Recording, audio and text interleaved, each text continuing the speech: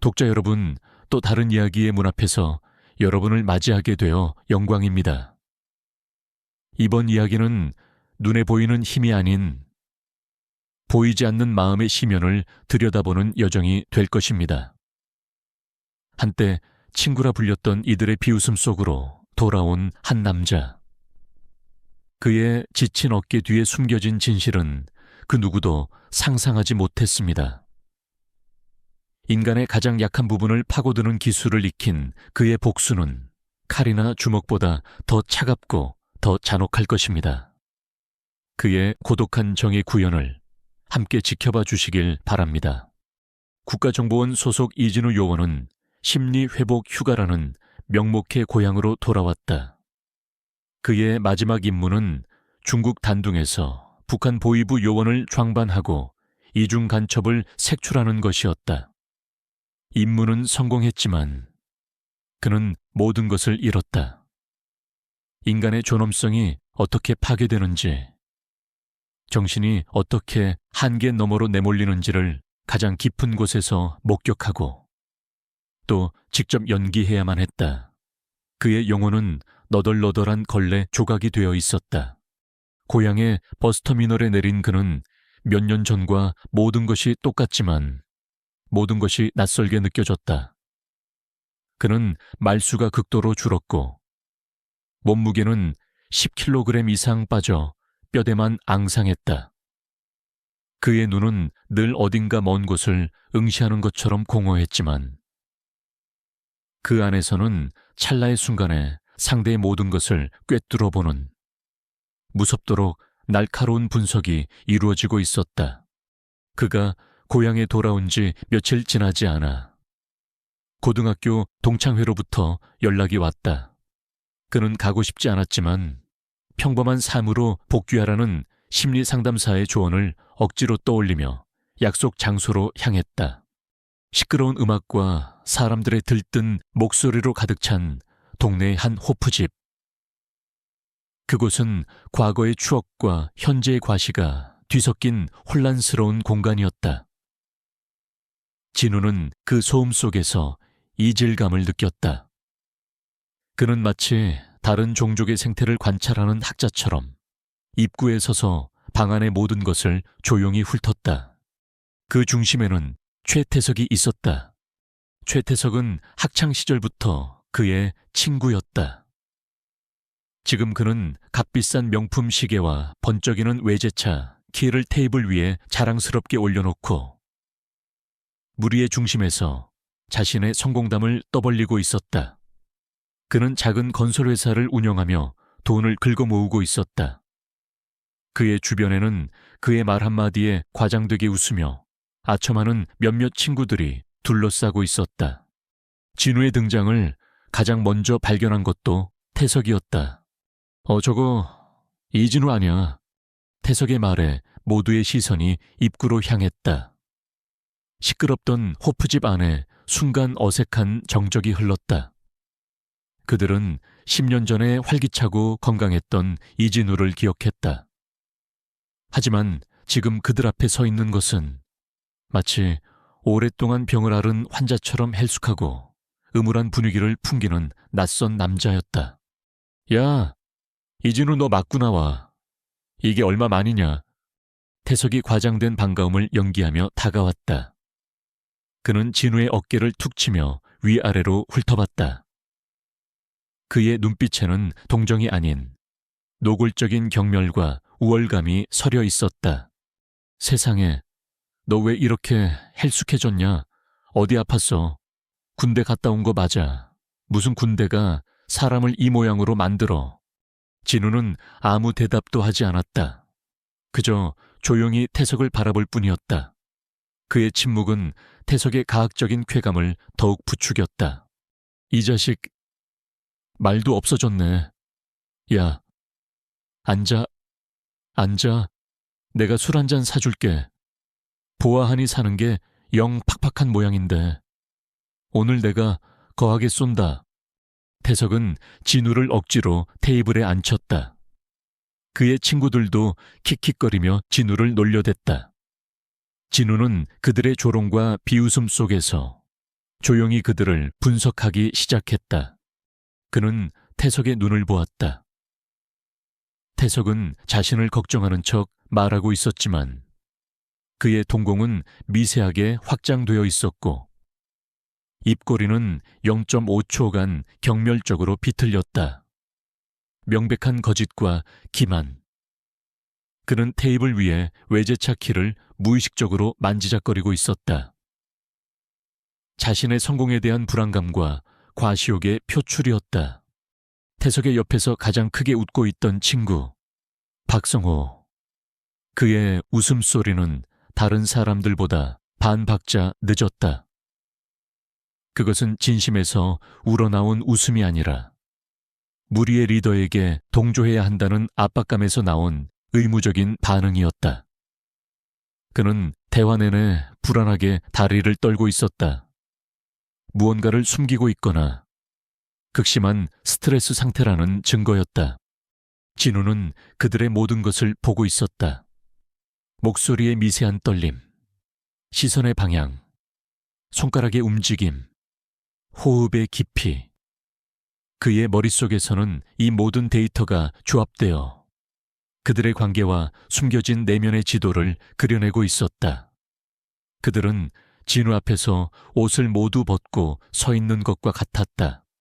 마침내 술이 몇 잔 돌자 태석이 결정적인 한마디를 던졌다. 야, 진우야, 솔직히 말해봐. 너 군대에서 처맞고 다녔냐? 그 말에 테이블의 모든 사람들이 폭소를 터뜨렸다. 그것은 진우의 망가진 모습을 확인 사살하는 잔인한 조롱이었다. 그들의 눈에는 사회의 낙오자가 된 옛 친구를 향한 값싼 동정심과 자신은 그렇지 않다는 안도감이 뒤섞여 있었다. 진우는 이번에도 아무 말도 하지 않았다. 그는 그저 술잔을 들어 맛도 느껴지지 않는 맥주를 한 모금 마셨다. 그의 침묵은 그들을 더욱 짜증나게 만들었다. 그들은 진우가 비굴하게 변명하거나 화를 내는 모습을 기대했다. 하지만 그는 그저 텅 빈 눈으로 그들을 바라볼 뿐이었다. 그의 머릿속은 차갑게 움직이고 있었다. 최태석, 극도의 나르시시스트, 타인의 불행을 통해 자신의 존재 가치를 확인하는 유형. 그의 가장 큰 약점은 자존심과 허영심이다. 박성호, 복종적 성향, 강자에게 기생하지만 압박에 극도로 취약함, 배신의 가능성이 가장 높은 인물. 그는 모든 분석을 끝냈다. 진우는 조용히 자리에서 일어났다. 먼저 가볼게. 뭐야? 벌써 가게 재미없게. 태석이 빈정거렸다. 진우는 대답 대신 계산대 쪽으로 걸어가 자신의 지갑에서 돈을 꺼내 테이블 위에 놓았다. 자신의 술값보다 훨씬 많은 액수였다. 그리고는 뒤도 돌아보지 않고 호프집을 나섰다. 그가 사라지자 태석과 친구들은 잠시 동안 말이 없었다. 그들은 승리했지만 기분이 전혀 상쾌하지 않았다.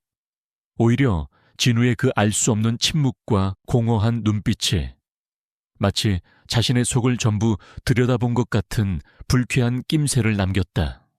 재수없는 새끼. 태석이 나지막이 욕설을 뱉었다. 차가운 밤거리를 혼자 걷는 진우의 얼굴에는 어떤 표정도 없었다. 호프집의 소음이 멀어지고 고요한 정적이 그를 감쌌다. 그는 돌아왔다. 그리고 보았다. 자신의 옛 숲에 얼마나 역겨운 독버섯들이 자라나고 있는지를. 그의 심리회복 휴가는 이제 다른 의미를 갖게 되었다. 그것은 더 이상 회복을 위한 시간이 아니었다. 오염된 것을 정화하고 썩어버린 것을 도려내기 위한 조용한 전쟁의 시작이었다. 그의 첫 번째 목표는 정해졌다. 동창회의 소란스러움이 채가 씻지 않은 다음 날, 이진우는 발걸음을 옮겨 자신이 졸업한 고등학교 근처에 낡은 주택가로 향했다. 그곳에는 그의 학창시절 유일하게 기댈 수 있었던 어른인 김진태 선생님이 살고 있었다. 김 선생님은 문학교사였지만 부모 없는 진우에게는 아버지이자 인생의 등대 같은 존재였다. 오랜만에 찾은 선생님의 집은 예전 그대로였다. 담쟁이 덩굴이 낡은 담벼락을 감싸고 있었고 작은 마당에는 계절을 잊은 국화 몇 송이가 피어 있었다. 진우는 초인종을 눌렀다. 잠시 후 문이 열리고 김 선생님이 모습을 드러냈다. 누구신가? 자네는 진우. 김 선생님은 진우를 한눈에 알아보았지만 그의 얼굴에는 반가움보다 수심이 가득했다. 예전에 그 온화하고 인자하던 모습은 온데간데 없고 깊은 절망감에 휩싸인 노인의 모습만이 남아있었다. 진우는 그를 보는 순간 모든 것이 잘못되었다는 것을 직감했다. 선생님, 저예요. 진우. 아, 그래. 어서 들어오게. 집 안은 책 냄새 대신 눅눅하고 무거운 침묵으로 가득 차 있었다. 진우는 선생님이 내어주는 냉수 한 잔을 받아들고 그의 맞은편에 앉았다. 그리고 그는 기다렸다. 그는 질문하지 않았다. 그의 훈련은 상대가 스스로 마음의 문을 열 때까지 고요한 침묵으로 압박하는 법을 가르쳤다. 결국 먼저 침묵을 깬 것은 김 선생님이었다. 그는 깊은 한숨과 함께 떨리는 목소리로 자신의 이야기를 털어놓기 시작했다. 평생 교직에 몸담으며 모은 퇴직금과 전 재산을 태석건설이라는 회사가 주관하는 신도시 아파트 개발 사업에 투자했다는 이야기였다. 높은 수익률을 보장한다는 말에 노후를 편안하게 보내고 싶다는 소박한 꿈을 꾸었다고 했다. 하지만 그 꿈은 악몽이 되어 돌아왔다. 얼마 전 태석건설은 갑작스러운 부도를 선언했고 투자자들의 돈은 공중으로 사라져 버렸다. 수백 명의 사람들이 평생 모은 재산을 한순간에 잃었다. 김 선생님 역시 예외는 아니었다. 그는 이제 길거리로 나앉을 위기에 처해 있었다. 내 어리석음이지. 헛된 욕심이 부른 화야. 김 선생님은 자책하며 눈물을 글썽였다. 진우는 조용히 그의 이야기를 들었다. 그의 머릿속에서는 모든 퍼즐 조각이 맞춰지고 있었다. 태석건설. 그것은 동창회에서 최태석이 자랑하던 바로 그 회사 이름이었다. 최태석의 부유함, 그의 허영심, 그리고 그 주변에 기생하던 친구들의 불안한 눈빛. 그 모든 것의 근원은 바로 이것이었다. 선량한 사람들의 피눈물 위에 세워진 신기루. 진우의 가슴 속에서 무언가 차가운 것이 끓어오르기 시작했다. 그것은 분노와는 조금 다른 냉철한 사명감이었다. 그는 자신의 스승을, 그리고 그와 같은 수많은 피해자들을 이대로 내버려 둘 수 없었다. 그는 선생님을 위로하고 집을 나섰다. 그의 발걸음은 더 이상 망설이지 않았다. 목표는 정해졌고 이제는 사냥을 시작할 시간이었다. 그의 첫 번째 목표는 동창회에서 가장 불안한 모습을 보였던 박성호였다. 진우는 성호의 SNS를 통해 그가 자주 가는 카페를 알아냈다. 그리고 다음 날 오후 그는 마치 우연인 것처럼 그 카페에 나타났다. 성호야. 여기서 다 보내. 진우가 먼저 아는 척을 하자. 성호는 화들짝 놀라며 그를 쳐다봤다. 그의 얼굴에는 당혹감이 역력했다. 진우야. 웬일이야? 그냥 바람 쐬러 나왔어. 지난번 동창회 때는 내가 정신이 없어서 제대로 이야기도 못했네. 미안하다. 내가 커피 한 잔 살게. 진우는 너무나도 자연스럽게 그의 맞은편에 앉았다. 그는 성호의 경계심을 풀기 위해 학창시절에 즐거웠던 추억들을 늘어놓았다. 성우는 처음에는 어색해했지만 곧 진우의 페이스에 말려들어 조금씩 긴장을 풀기 시작했다. 진우는 대화에 주도권을 쥐고 서서히 본론으로 들어갔다. 그의 모든 질문은 지극히 평범하고 일상적인 것처럼 들렸다. 야, 그래도 너희들은 좋겠다. 태석이가 사업으로 성공해서 태석건설인가 대단하더라. 하는 일은 안 힘드냐? 그 질문에 성호의 눈동자가 아주 미세하게 흔들렸다. 그는 커피잔을 만지작거리는 속도가 빨라졌다. 불안감의 표출, 진우는 그 작은 변화를 놓치지 않았다. 그냥 그렇지. 태석이가 워낙 수완이 좋으니까. 하긴 요새 건설 경기가 안 좋다던데. 그렇게 큰 사업을 하는 걸 보면 보통 놈은 아니야. 얼마 전에 뉴스 보니까 어떤 건설사가 투자금만 받고 부도내고 튀어서 난리도 아니던데. 무섭더라. 진우는 마치 남의 이야기를 하는 것처럼 무심하게 말했다. 하지만 그 말 한마디 한마디는 성호의 심리를 겨냥한 정교한 탄환이었다. 부도, 사기라는 단어가 나올 때마다 성호는 마른 침을 삼켰고 시선을 피했다. 진우는 결정타를 날리기로 했다. 그는 목소리를 낮추고 비밀스러운 이야기를 하는 것처럼 성호를 향해 몸을 기울였다. 사실 내 군대 동기 아버지가 딱 그런 사기를 당했어. 근데 경찰이 그러는데 그 사기꾼 사장뿐만 아니라 옆에서 명예 빌려주고 가담했던 공범들도 전부 똑같이 징역 10년 이상을 받았대. 자기는 그냥 시키는 대로 했을 뿐이라고 울고불고 난리를 쳐도 소용없었다더라. 법이라는 게 참 무섭지 않냐. 진우는 그 말을 하며 성호의 눈을 똑바로 쳐다봤다. 성호의 얼굴이 하얗게 질리기 시작했다. 그의 이마에 식은땀이 맺혔다. 진우의 이야기는 성호 자신의 미래 모습과 정확하게 겹쳐 보였을 것이다. 왜 그런 무서운 이야기를 하고 그래? 성호가 더듬거리며 말했다. 그의 목소리는 완전히 잠겨 있었다.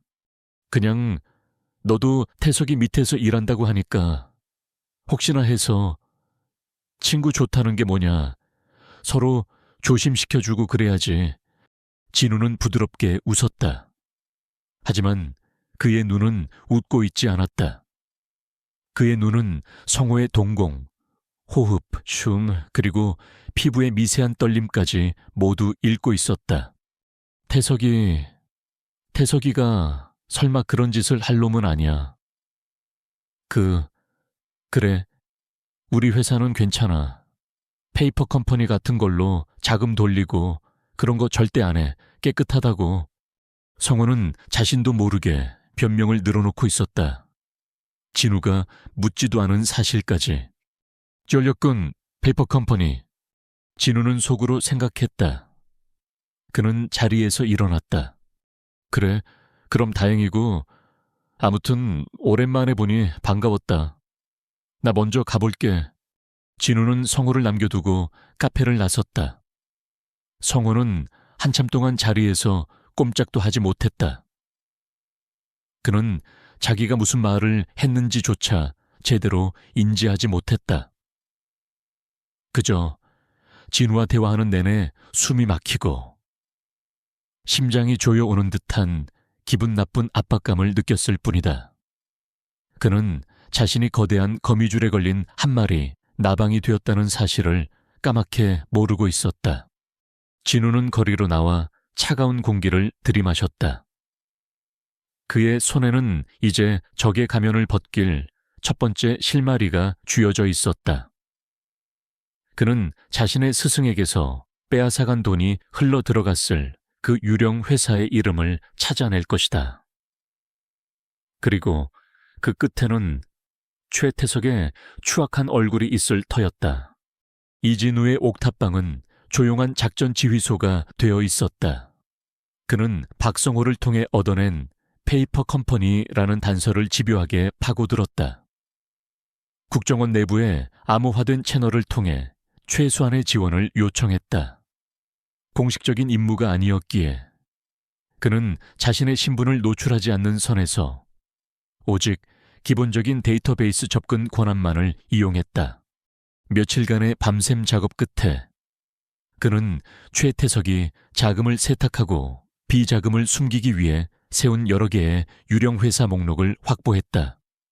그리고 그 자금 흐름의 중심에는 동창회에서 최태석의 바로 옆자리에 앉아있던 재무담당 이사 오만석이 있었다. 진우는 동창회에서 관찰했던 오만석의 프로필을 떠올렸다. 탐욕스럽지만 의심이 많고 신중한 성격. 그를 무너뜨릴 가장 효과적인 방법은 그의 탐욕을 역이용하여 그가 가장 신뢰하는 시스템에 대한 믿음을 파괴하는 것이다. 진우의 첫 번째 심리전은 그렇게 시작되었다.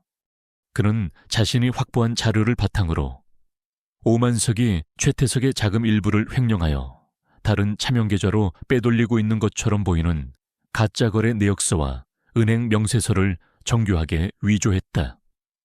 모든 숫자는 실제 장부와 맞아떨어지도록 설계되었고 오직 자금의 최종 종착지만이 오만석의 개인 비자금 계좌인 것처럼 보이도록 조작되었다. 그것은 전문가가 보아도 진짜라고 믿을 수밖에 없을 만큼 완벽한 위조 서류였다. 다음 단계는 이 증거를 최태석의 눈에 우연히 띄게 만드는 것이었다. 진우는 최태석이 매주 금요일 밤 비밀스러운 애인을 만나기 위해 들르는 강남의 한 고급 호텔바를 알아냈다. 그는 호텔바의 종업원을 매수하는 대신 더 확실한 방법을 택했다. 그는 그날 밤 최태석보다 먼저 배에 도착해 그가 항상 앉는 구석 자리에 앉았다. 그리고는 위조된 서류가 담긴 서류 봉투를 마치 실수인 것처럼 테이블 아래에 떨어뜨려 놓고 조용히 자리를 떴다. 1시간 뒤 배에 도착한 최태석은 자신의 자리에 앉다가 발에 채이는 서류 봉투를 발견했다. 호기심에 봉투를 열어본 그의 얼굴은 내용을 확인하는 순간 분노로 시뻘겋게 달아올랐다. 믿었던 자신의 재무이사가 뒤로는 자신의 돈을 빼돌리고 있었던 것이다. 그는 애인과의 약속도 잊은 채 곧바로 자신의 부하들을 소집했다. 그날 밤 태석건설 사무실에서는 피바람이 불었다. 이게 뭐야? 오, 이사? 이게 뭐냐고? 최태석이 서류를 오만석의 얼굴에 집어던지며 고함을 질렀다. 오만석은 어리둥절한 표정으로 서류를 주워들었다. 그리고 그의 얼굴도 사색이 되었다. 그것은 명백히 자신이 한 일이 아니었지만 모든 증거는 자신을 가리키고 있었다. 회장님 이건 모함입니다. 제가 한 게 아닙니다. 모함 이 장부랑 거래 내역이 전부 조작이라는 거야. 내 놈 말고 이 장부에 접근할 수 있는 사람이 누가 있어? 최태석의 불신과 오만석의 억울함이 충돌했다. 그들의 신뢰 관계에는 회복할 수 없는 균열이 생겼다. 오만석은 결백을 주장했지만 최태석의 마음속에 심어진 의심의 씨앗은 걷잡을 수 없이 자라났다. 그날 이후 최태석은 오만석의 모든 권한을 빼앗고 그를 감시하기 시작했다. 조직의 자금 흐름은 마비되었고 핵심 인물들 사이에는 서로가 서로를 의심하는 냉기가 흐르기 시작했다. 진우의 다음 목표는 박성호였다. 그는 성호의 약점을 정확히 알고 있었다. 압박에 대한 극도의 취약성. 그는 성호의 정신을 직접적으로 공격하기로 했다. 진우는 성호가 매일 출퇴근하는 건물의 엘리베이터가 낡았으며 가끔씩 오작동을 일으킨다는 사실을 알아냈다. 그는 어느 날 저녁 성호가 야근을 마치고 혼자 퇴근하는 시간을 노렸다. 그는 미리 건물의 관리 시스템에 해킹하여 성호가 엘리베이터에 타는 순간 원격으로 엘리베이터를 멈추게 만들었다.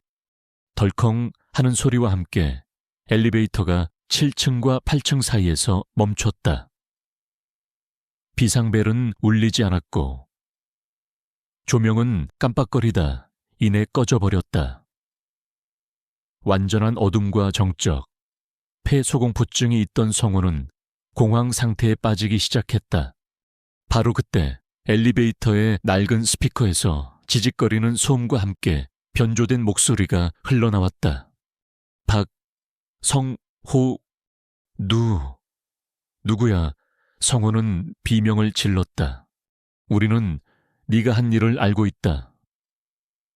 태석건설의 가짜 부도, 내 이름으로 된 페이퍼 컴퍼니. 목소리는 성호의 비밀을 하나씩 읊조렸다. 최태석은 꼬리 자르기를 할 거다. 모든 죄는 네가 뒤집어 쓰게 되겠지. 검찰 조사실에 그 좁은 방에서 평생을 썩게 될 거야. 목소리는 마치 그의 가장 깊은 공포를 끄집어내 속삭이는 악마의 목소리 같았다.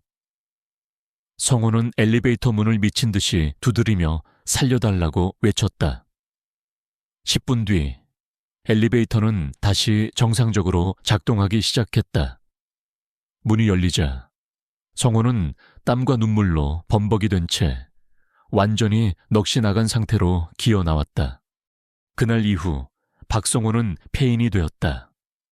그는 사무실에서도 계속해서 누군가 자신을 감시하고 있다는 망상에 시달렸고 최태석의 얼굴만 봐도 경기를 일으켰다. 결국 그는 중요한 계약 서류에 치명적인 실수를 저질러 회사에 막대한 손해를 입혔고 최태석에게 쫓겨나다시피 회사를 그만두었다. 최태석은 미칠 지경이었다. 가장 신임하던 오른팔은 배신자가 되었고 가장 부리기 쉬웠던 왼팔은 미치광이가 되어버렸다. 사업은 연달아 꼬이기 시작했고 조직은 내부에서부터 썩어 문드러지고 있었다. 그는 이 모든 불행의 배후에 보이지 않는 손이 있다는 것을 직감했다. 자신을 저주하는 유령이 있는 것만 같았다. 그는 점점 더 난폭해졌고 남은 부하들을 가혹하게 다그쳤다. 하지만 그럴수록 상황은 더욱 악화될 뿐이었다. 이 모든 것을 어둠 속에서 지켜보는 이진우의 마음은 평온하지 않았다. 그는 자신의 옥탑방에서 작전의 경과를 냉철하게 기록하고 있었다. 그의 계획은 성공적으로 진행되고 있었다. 하지만 그는 거울에 비친 자신의 얼굴을 보았다. 그곳에는 적의 마음을 파괴하는 기술을 사용하며 자기 자신도 함께 파괴되어가는 한 남자의 텅 빈 눈동자가 있었다. 그는 북한 보위부의 고문 기술을 배운 것이 아니었다. 그는 그 기술을 극복하는 법을 배웠다. 그리고 그 과정에서 인간의 정신이 얼마나 쉽게 부서질 수 있는지를 뼈저리게 깨달았다. 그는 지금 그가 가장 혐오했던 그 기술을 그의 손으로 직접 사용하고 있었다. 정의를 위해, 더 큰 악을 막기 위해 그는 스스로에게 되뇌었지만 그 명분 뒤에 숨겨진 자신의 어두운 모습을 그는 외면할 수 없었다. 그의 복수는 상대를 파괴함과 동시에 그 자신의 영혼도 함께 갉아먹고 있었다. 이것이 바로 그가 치러야 할 대가였다. 서울중앙지방검찰청 형사 3부. 김수현 검사실의 밤은 낮보다 길었다. 산더미처럼 쌓인 서류와 꺼지지 않는 스탠드 불빛 아래 젊은 여검사는 몇 달째 똑같은 사건 파일과 씨름하고 있었다. 사건명 태석건설 대규모 투자 사기 의혹. 김수현 검사는 검찰 내에서도 손꼽히는 원칙주의자이자 포기를 모르는 집념으로 유명했다. 그녀는 가난한 집안에서 오직 실력 하나로 이 자리까지 올라왔다. 그렇기에 법의 이름으로 약자를 짓밟고 부를 축적하는 자들을 향한 그녀의 분노는 누구보다 뜨거웠다. 그녀는 최태석이라는 인물이 거대한 사기극의 배후라는 것을 확신했지만 그의 범죄 수법은 교활하고 치밀했다. 모든 자금 흐름은 여러 개의 페이퍼 컴퍼니를 거치며 깨끗하게 세탁되었고 결정적인 증거는 언제나 교묘하게 사라져 있었다. 설상가상으로 정관계에 연줄이 있는 것으로 의심되는 최태석의 압력 때문에 상부에서는 슬슬 사건을 종결하라는 압박까지 내려오고 있었다. 그녀는 사방이 막힌 벽 앞에 서 있는 기분이었다. 검사님, 이만 퇴근하시죠. 이러다 쓰러지시겠습니다. 수사관의 걱정스러운 말에 그녀는 굳은 얼굴로 고개를 저었다. 아니요, 뭔가 있을 겁니다. 우리가 놓치고 있는 아주 작은 실마리 하나가 바로 그 다음날 아침이었다. 그녀가 지친 몸을 이끌고 출근했을 때 자신의 책상 위에 놓인 낯선 서류 봉투 하나를 발견했다. 발신인도 어떤 표시도 없는 아주 평범한 갈색 봉투였다. 그녀는 의아하게 생각하며 봉투를 열었다. 안에는 편지 한 장 없이 작은 USB 메모리 하나만이 들어있었다. 그녀는 직감적으로 이것이 평범한 물건이 아님을 깨달았다. 그녀는 즉시 사이버 수사팀에 USB 분석을 의뢰했다. 몇 시간 뒤 분석을 마친 수사관이 흥분된 얼굴로 그녀의 방으로 뛰어 들어왔다. 검사님, 이겁니다. 대박입니다. USB 안에는 태석건설의 내부 회계 자료로 보이는 파일들이 들어있었다. 물론 이것만으로는 최태석의 혐의를 입증할 수 없었다. 대부분의 자료는 이미 조작된 것이 분명했다. 하지만 그 안에는 김수현 검사가 몇 달간 그토록 찾아 헤맸던 지도가 들어있었다. 최태석이 자금을 세탁하기 위해 이용한 모든 페이퍼 컴퍼니의 이름과 계좌번호, 그리고 그 회사들 사이의 복잡한 자금 흐름도 비록 이것이 법정에서 직접적인 증거가 될 수는 없었지만 수사의 방향을 알려주는 완벽한 로드맵이었다. 도대체 누가 이걸 보낸 거지? 김수현은 혼란스러웠다. 이것은 내부 고발자의 소행이라고 보기에는 너무나도 정교하고 필요한 정보만을 정확하게 담고 있었다. 마치 누군가가 자신의 수사 상황을 훤히 꿰뚫어보고 가장 필요한 무기를 손에 쥐어준 것 같았다. 그녀는 자신에게 보이지 않는 조력자, 유령이 있다는 것을 어렴풋이 느끼기 시작했다. 한편 그 유령, 이진우는 자신의 작은 옥탑방에서 도시의 풍경을 내려다보고 있었다. 그의 심리전은 성공적으로 최태석의 조직을 내부에서부터 붕괴시키고 있었다. 하지만 그는 그것만으로는 부족하다는 것을 알았다. 그들을 사회적으로 완전히 매장시키고 피해자들이 빼앗긴 돈을 되찾게 하려면 결국 법이라는 시스템의 힘이 필요했다. 복수는 그의 목적이 아니었다. 그의 목적은 정의의 구현이었다. 그는 자신의 정보망을 통해 김수현이라는 젊은 검사가 끈질기게 최태석의 뒤를 쫓고 있다는 사실을 알아냈다. 그는 그녀의 파일을 검토했다.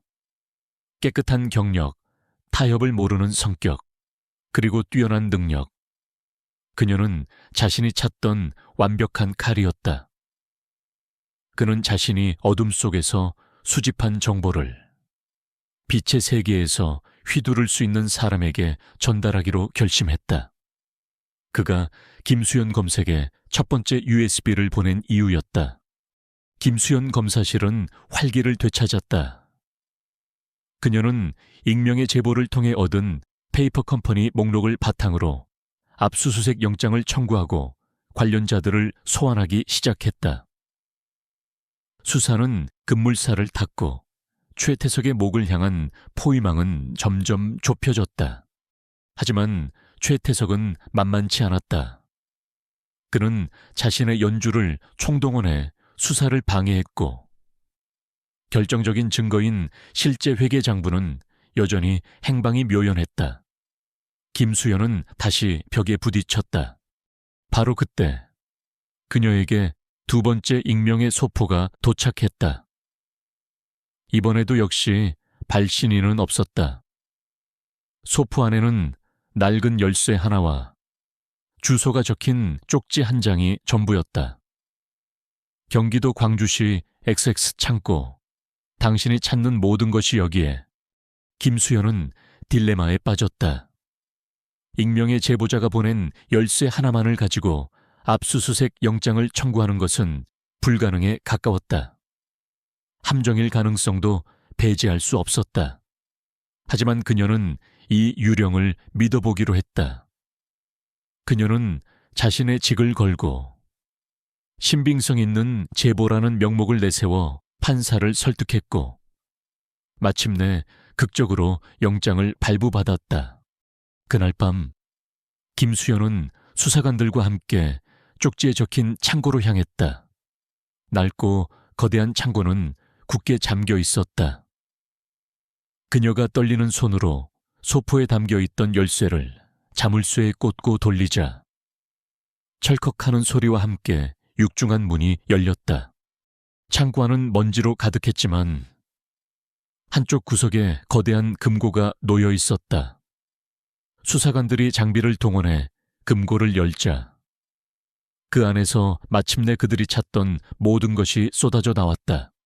태석건설의 진짜 회계장부, 투자자들에게 불리한 독소조항으로 가득 찬이면 계약서들, 그리고 최태석이 직접 서명한 모든 서류들. 그것은 그의 범죄를 입증할 빼도 박도 못하는 스모킹 건이었다. 김수현은 산더미 같은 증거들 한가운데 서서 손에 든 쪽지를 내려다보았다. 그녀는 여전히 이 모든 것을 보내준 사람의 얼굴도 이름도 몰랐다.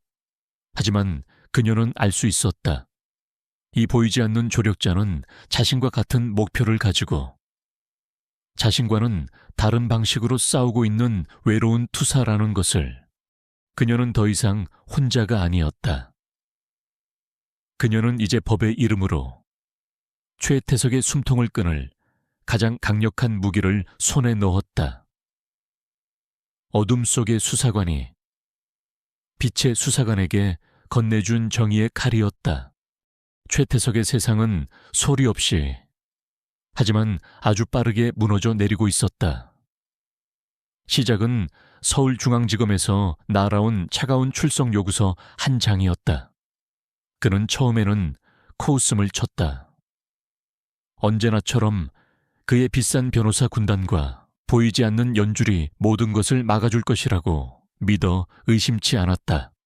하지만 김수현 검사실의 취조실에 들어선 순간 그는 무언가 잘못되었다는 것을 깨달았다. 그의 앞에는 젊고 지쳐 보이지만 강철 같은 의지로 가득 찬 여검사가 앉아 있었다. 그리고 그녀가 그의 앞에 펼쳐놓은 증거들은 그의 오만한 자신감을 산산조각내기에 충분했다. 최태석 씨, 이 서류들이 낯설지 않으실 텐데요. 경기도 광주 창고에서 발견된 태석건설의 실제 회계장부입니다. 그리고 이것은 수백 명의 피해자들과 맺은 이면 계약서들이고요. 김수현 검사는 담담한 목소리로 서류들을 하나씩 제시했다. 최태석의 얼굴이 하얗게 질려갔다. 그 창고는 그 자신과 죽은 오만석 외에는 아무도 모르는 곳이었다. 도대체 어떻게 저것들이 검찰의 손에 들어갔단 말인가? 모르는 일입니다. 전부 위조된 서류들입니다. 그는 마지막까지 발뺌했지만 그의 목소리는 심하게 떨리고 있었다. 김수현은 그를 비웃지도 다그치지도 않았다. 그저 차가운 눈으로 그를 바라볼 뿐이었다. 그러십니까? 그럼 이 녹취 파일도 들어보시죠. 그녀가 재생한 파일 속에서는 회사 자금을 빼돌리는 문제로 다투는 최태석과 오만석의 목소리가 생생하게 흘러나왔다. 그리고 박성호가 공황 상태에서 다른 동료에게 털어놓은 회사의 가짜 부도 계획에 대한 구체적인 진술도 담겨 있었다. 최태석은 온몸의 피가 역류하는 것 같았다. 그는 함정에 빠졌다. 누군가 보이지 않는 곳에서 자신의 모든 것을 조종하고 자신의 목에 밧줄을 걸고 있었다. 취조가 끝나고 그는 출국 금지 조치를 당했다. 그를 지켜줄 것이라고 믿었던 법무법인의 대표 변호사는 더 이상 그의 전화를 받지 않았다. 그를 형님이라 부르며 따르던 정계의 유력 인사들도 그를 모르는 사람 취급했다. 검찰 조사를 받았다는 소식이 언론을 통해 퍼져나가자 그의 왕국은 도미노처럼 무너졌다. 은행들은 대출금을 회수하기 시작했고 거래처들은 등을 돌렸다. 태석건설의 주가는 휴지 조각이 되었고 회사 앞에는 평생 모은 돈을 돌려달라고 울부짖는 피해자들로 가득했다. 한때 그를 선망과 질투의 눈으로 바라보던 친구들은 이제 그를 벌레 보듯 피했다. 그의 곁에는 아무도 남지 않았다. 그는 값비싼 양주를 병째 들이켜며 텅 빈 자신의 호화로운 아파트에서 홀로 분노와 절망의 몸을 떨었다. 무엇이 잘못된 것일까? 어디서부터? 그는 미친 듯이 지난 몇 주간의 일들을 되짚어 보았다. 모든 것은 그 동창회 날 이후부터 시작되었다. 오만석이 갑자기 자신을 의심하기 시작하고 박성호가 미쳐버린 그 시점, 그리고 검찰이 귀신같이 자신의 비밀 창고를 찾아낸 그 모든 일들, 그 시작점에는 항상 한 사람의 얼굴이 어른거렸다. 이진우. 그는 동창회 날 자신이 경멸하고 비웃었던 그 친구의 얼굴을 떠올렸다.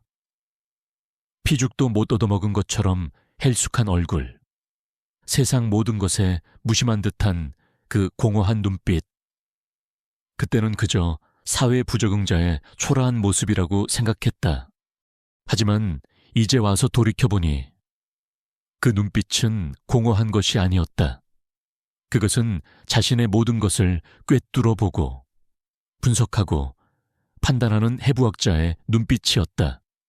자신의 과시욕과 허영심, 주변 친구들의 불안함과 복종 심리, 그 모든 것을 이진우는 그 자리에서 이미 간파하고 있었던 것이다.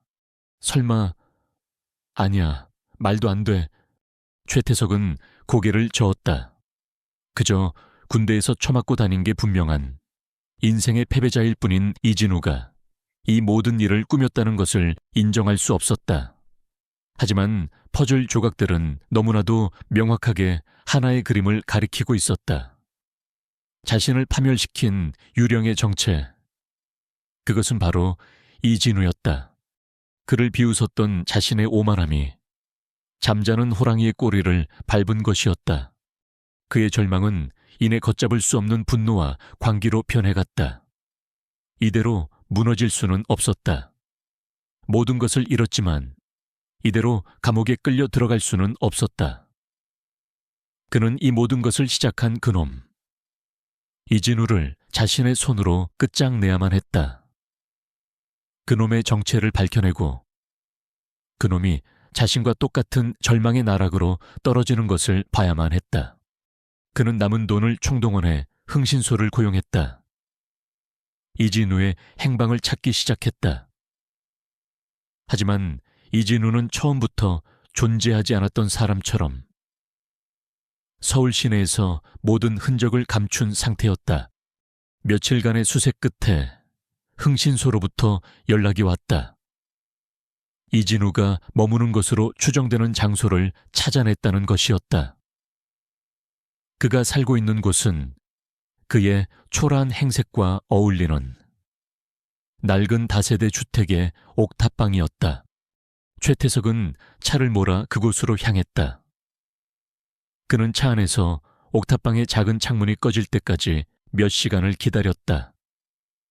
마침내 방의 불이 꺼지고 주변이 완전한 정적에 휩싸이자 그는 차에서 내렸다. 그의 손에는 차갑고 묵직한 소에 파이프가 들려 있었다. 그는 낡은 계단을 올라 옥탑방 문 앞에 섰다. 그리고는 이진우의 핸드폰 번호로 전화를 걸었다. 그가 진우와 마지막으로 통화하는 것은 그를 세상에서 지워버리기 전 그의 얼굴을 보고 비웃어주기 위함이었다. 신호음이 몇 번 울린 뒤 전화가 연결되었다. 수화기 너머로 아무런 소리도 들려오지 않았다. 최태석은 떨리는 목소리로 증오를 담아 말했다. 나다. 최태석, 이진우, 아치르단. 내 놈 짓이지. 전부 다 내 놈이 꾸민 짓이지. 암따나. 이야기 좀 하자. 내 그 잘난 면상 좀 보면서 문 열어. 내가 지금 내 놈 집 문 앞에 서 있으니까. 그의 말이 끝나자마자 전화가 끊겼다. 그리고 잠시 뒤 그의 바로 앞에 있는 낡은 옥탑방 문이 삐걱하는 소름 끼치는 소리를 내며 아주 천천히 안으로 열리기 시작했다. 문 안쪽은 한 치 앞도 보이지 않는 완전한 어둠이었다. 마치 지옥의 입구가 열리는 것 같았다. 어둠, 삐걱거리는 문이 열리자 최태석의 눈앞에 펼쳐진 것은 한 치 앞도 보이지 않는 완전한 어둠이었다. 그는 순간 멈칫했지만 이내 분노가 그 공포를 억눌렀다. 그는 손에 쥔 수의 파이프를 단단히 고쳐쥐고 어둠 속으로 한 걸음 내디뎠다. 이진우 어디 있냐? 이 쥐새끼 같은 놈. 그의 목소리가 텅 빈 옥탑방 안에서 공허하게 울렸다. 그때 찰칵 하는 소리와 함께 방 한가운데 놓인 낡은 책상 위에 작은 스탠드 하나가 켜졌다. 빛은 아주 약해서 마치 연극 무대의 스포트라이트처럼 책상과 의자 하나만을 비출 뿐. 방의 나머지 부분은 여전히 깊은 어둠 속에 잠겨 있었다. 그리고 그 의자에 이진우가 앉아 있었다. 그는 최태석을 기다리고 있었다는 듯 너무나도 평온하고 미동도 없는 자세로 그를 바라보고 있었다. 왔구나. 태석아. 진우의 목소리는 깃털처럼 가볍고 조용했지만 그 소리는 어둠을 뚫고 최태석의 고막에 비수처럼 박혔다. 최태석은 그 여유로운 태도에 이성을 잃었다. 이 개새끼가. 그는 소의 파이프를 휘두르며 진우에게 달려들었다. 하지만 진우는 자리에서 일어나지 않았다. 그는 그저 몸을 살짝 옆으로 비켜 수의 파이프가 자신의 옆에 있던 책장을 강타하게 만들었다. 쾅 하는 굉음과 함께 낡은 책들이 바닥으로 쏟아졌다. 최태석이 다시 쇠의 파이프를 치켜드는 순간 진우가 입을 열었다. 자존심 때문인가? 뭐든 네가 지금 이렇게 분노하는 이유 말이야. 돈을 잃어서 아니면 감옥에 갈까봐 둘 다 아니지. 넌 지금 네가 벌레만도 못하게 여겼던 나한테 모든 걸 잃었다는 사실 때문에 미치고 있는 거야. 안 그런가? 진우의 목소리에는 어떤 감정도 실려 있지 않았다. 그는 마치 환자를 진단하는 의사처럼 최태석의 심리를 하나씩 해부하고 있었다. 닥쳐, 내 놈이 뭘 알아? 난 알아. 태석아, 넌 어릴 때부터 그랬어. 항상 주변 사람들의 인정과 찬사를 통해서만 네 존재 가치를 확인했지. 네가 걸친 명품 시계, 네가 타는 외제차, 그 모든 건 네 자신을 위한 게 아니야. 타인에게 보여주기 위한 무대 장치일 뿐이지. 동창회 날 네가 나를 비웃었던 것도 마찬가지야. 넌 나를 비웃음으로써 나는 저렇게 실패하지 않았다고 스스로를 위안하고 있었던 거야. 최태석은 순간 숨이 멎는 것 같았다. 이진우는 자신의 가장 깊은 곳에 숨겨둔 치부와 열등감을 너무나도 정확하게 꿰뚫어 보고 있었다. 헛소리 집어치워. 헛소리가 아니라는 건 내 몸이 증명하고 있는데, 봐. 내 콧잔등에 땀이 맺히고 있어. 거짓말을 할 때 나오는 교감신경의 반응이지. 그리고 넌 지금 1분에 18번 이상 눈을 깜빡이고 있어. 극도의 불안 상태라는 뜻이야. 넌 지금 내 말이 전부 사실이라는 걸 알기 때문에 두려운 거야. 진우는 자리에서 천천히 일어섰다. 그는 최태석에게 다가가지 않았다.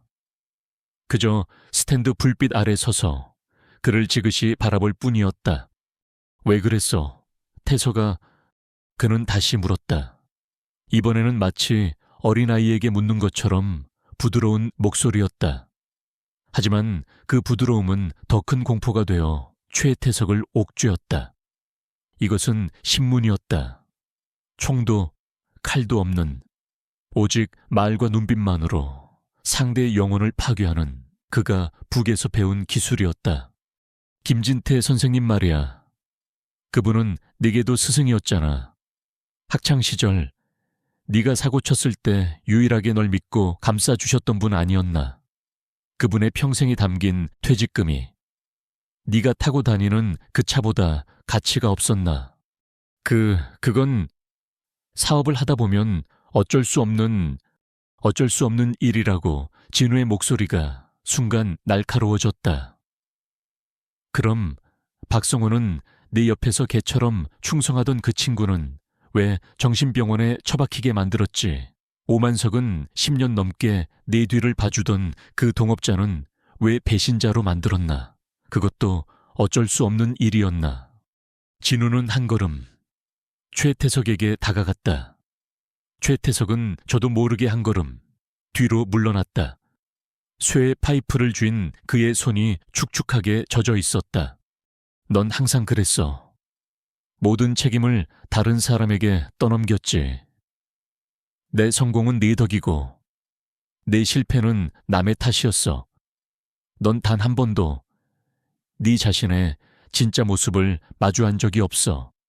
진우는 최태석의 눈을 피하지 않고 똑바로 응시했다. 그의 눈동자는 깊이를 알 수 없는 심연과도 같았다. 최태석은 그 눈을 보고 있자니 자신의 모든 추악한 비밀과 거짓말이 전부 발가벗겨지는 듯한 착각에 빠졌다. 그만해. 최태석의 방어 기제가 무너지기 시작했다.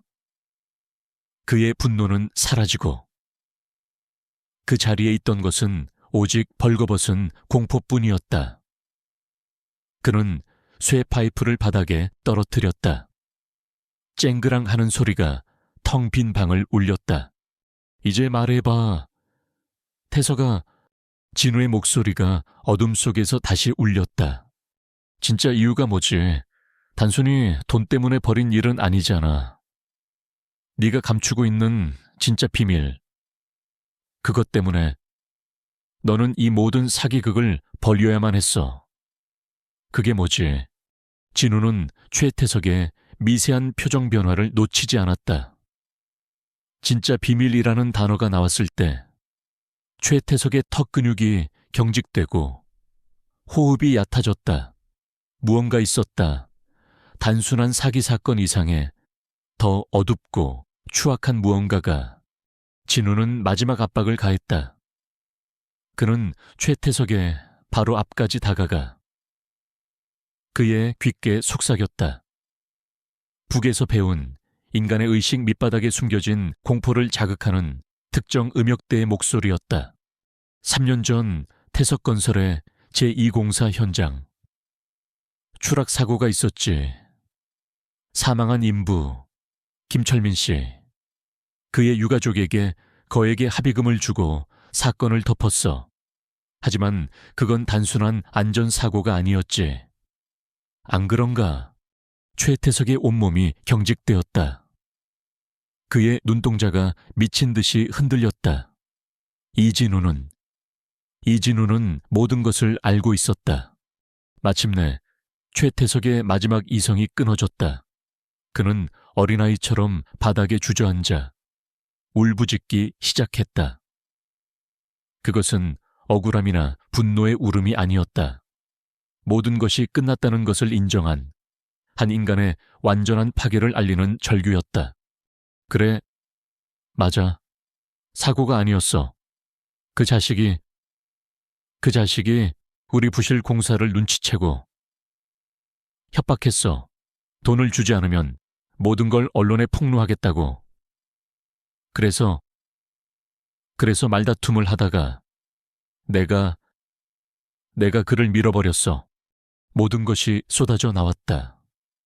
사기극의 진짜 이유, 살인을 덮기 위한 또 다른 범죄. 그는 모든 것을 자백했다. 그의 울음소리만이 텅 빈 옥탑방을 가득 채웠다. 이진우는 그 모습을 조용히 무표정하게 내려다보고 있었다. 그는 자신의 임무를 완수했다. 책상 위, 스탠드 불빛이 닿지 않는 어두운 곳에 놓인 아주 작은 녹음기가 조용히 붉은 불빛을 깜빡이고 있었다. 최태석의 울부짖음이 잦아들고 옥탑방에 다시 무거운 침묵이 내려앉았다. 이진우는 바닥에 무너져 텅 빈 눈으로 허공을 응시하는 옛 친구를 조용히 내려다보았다. 그의 눈에는 승리감도 동정심도 없었다. 오직 임무를 완수한 기계의 차가운 공허함만이 존재할 뿐이었다. 그는 책상 위에서 조용히 붉은 불빛을 깜빡이던 소형 녹음기를 집어들었다. 그 작은 기계 안에는 거대한 범죄 왕국을 송두리째 무너뜨리고 한 인간의 영혼을 파괴시킨 모든 진실이 담겨 있었다. 그는 더 이상 최태석에게 아무 말도 하지 않았다. 모든 것은 끝났다. 그는 그림자처럼 소리 없이 옥탑방을 빠져나왔다. 진우는 그날 밤 마지막 소포를 준비했다. 그 안에는 녹음기 하나만을 넣었다. 그리고 다음 날 새벽 그는 다시 한번 유령이 되어 김수현 검사의 사무실 책상 위에 그것을 올려놓았다. 그의 역할은 이제 끝이었다. 남은 것은 법의 시간이었다. 김수현 검사는 출근하자마자 책상 위에 놓인 작은 녹음기를 발견했다. 그녀는 직감적으로 이것이 유령이 보낸 마지막 선물이라는 것을 깨달았다. 그녀는 떨리는 마음으로 녹음기를 재생했다. 녹음기에서는 처음에는 최태석의 분노에 찬 고함이, 그리고 이내 이진우의 얼음처럼 차가운 목소리가 흘러나왔다. 김수현은 숨을 죽인 채 두 사람의 대화를 들었다. 그것은 신문이라기보다는 한 인간의 정신을 정교하게 해부하고 분해하는 과정에 가까웠다. 그녀는 이진우라는 남자가 사용하는 소름 끼치도록 정교한 심리적 압박 기술의 전율을 느꼈다. 그리고 마침내 사기극 뒤에 숨겨져 있던 살인사건의 전모가 최태석의 울부짖음과 함께 터져 나왔을 때 그녀는 두 손으로 입을 막았다. 모든 퍼즐이 맞춰졌다. 그날 오후 김수현은 긴급 체포영장을 발부받아 수사관들과 함께 최태석의 호화로운 아파트를 급습했다. 문을 연 최태석은 저항하지 않았다. 그는 며칠 만에 10년은 더 늙어버린 모습이었다. 한때 세상을 다 가진 듯 오만했던 그의 눈은 이제 모든 것을 포기한 사람처럼 텅 비어 있었다. 그는 수갑이 채워지는 자신의 손목을 무감각하게 내려다볼 뿐이었다. 그의 초라한 체포 장면은 TV 뉴스를 통해 전국으로 퍼져나갔다. 최태석의 자백과 녹취록, 그리고 그가 숨겨두었던 비밀 장부는 검찰에게 가장 강력한 무기가 되었다. 태석건설의 사기 행각에 연루되었던 모든 공범들이 줄줄이 체포되었고, 그들에게 뇌물을 받고 뒤를 봐주었던 부패한 공무원과 경찰 간부들도 모두 법의 심판을 받게 되었다. 거대한 악의 카르텔이 이름 모를 한 요원의 손에 의해 뿌리째 뽑혀나간 순간이었다. 진우의 심리회복 휴가도 이제 마지막 날을 맞았다. 그는 떠나기 전 마지막으로 김진태 선생님의 집을 찾았다. 선생님의 얼굴은 예전의 온화함을 되찾아 있었다. 그는 검찰로부터 빼앗겼던 재산의 상당 부분을 돌려받을 수 있을 것이라는 연락을 받았다고 했다. 세상에 정의는 살아있더구나. 김 검사라는 아주 훌륭한 분이 그 나쁜 놈들을 전부 잡아넣었어. 선생님은 기뻐하며 말했다. 그는 자신의 인생을 구원해준 그 정의의 화신이 바로 눈앞에 헬쑥한 제자라는 사실을 꿈에도 알지 못했다. 진우는 그저 희미하게 웃으며 선생님의 건강을 기원하는 말을 남기고 조용히 자리에서 일어났다. 그것으로 충분했다. 그가 떠나기 직전 그는 마지막으로 한 곳에 들렀다. 서울 시내가 내려다 보이는 남산의 한적한 카페였다. 그는 창가에 앉아 조용히 커피를 마셨다. 잠시 후 카페 문이 열리고 한 여자가 들어왔다. 김수연 검사였다. 그녀 역시 마치 약속이라도 한 것처럼 진우에게서 가장 멀리 떨어진 창가의 자리를 잡았다. 두 사람은 서로를 쳐다보지 않았다. 단 한마디의 말도 나누지 않았다. 하지만 그 공간 안에는 두 사람만이 이해할 수 있는 무거운 침묵과 미묘한 교감이 흘렀다. 그녀는 그에게 어떻게 그 모든 정보를 알았는지 묻지 않았고, 그는 그녀에게 그 정보를 어떻게 활용했는지 묻지 않았다. 김수연은 커피를 다 마시고 자리에서 일어섰다. 그녀는 카페를 나가기 전 아주 잠깐 진우가 앉아있는 쪽을 향해 고개를 돌렸다. 그리고는 누구도 눈치채지 못할 만큼 아주 미세하게 고개를 끄덕였다. 그것은 감사와 존경의 표시였다. 진우도 그녀의 뒷모습을 향해 조용히 고개를 끄덕여 주었다. 수고했다는 무언의 격려였다. 그것이 그들의 처음이자 마지막 소통이었다. 유령은 유령의 자리로, 검사는 검사의 자리로 돌아갈 시간이었다. 진우는 다시 버스터미널에 섰다. 그가 처음 이곳에 내렸을 때와 똑같은 장소였지만 이제 그의 마음은 조금 달라져 있었다. 그는 정의를 구현했지만 그의 영혼에 새겨진 상처가 치유된 것은 아니었다.